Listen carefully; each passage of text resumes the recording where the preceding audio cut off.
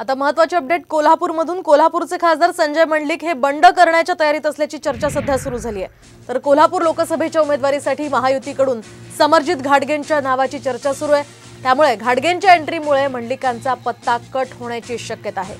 तर तिकीट मिळालं तर ठीक, अन्यथा अपक्ष लढण्याची कार्यकर्त्यांची तयारी असल्याचं मंडलिकांकडून स्पष्ट करण्यात आलेलं आहे। दरम्यान त्यांच्याशी सविस्तर बातचीत केली आहे आमचे प्रतिनिधी रणजित माजगावकर यांनी।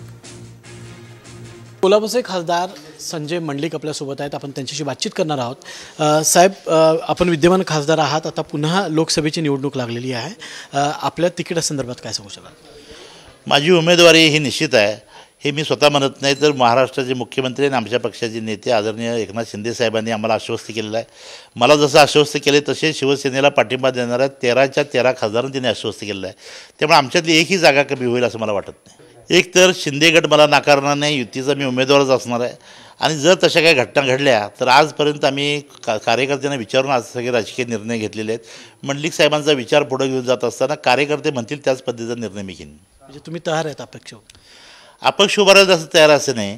लोकांनी जर सांगितलं निवडणूक लढवायची तर मी लढवीन, लोकांनी सांगितलं घरात बसायचं तर घरात बसेन। कॅमेरामॅन सचिन सावंत सोबत रणजित माजगावकर, साम टीव्ही, कोल्हापूर।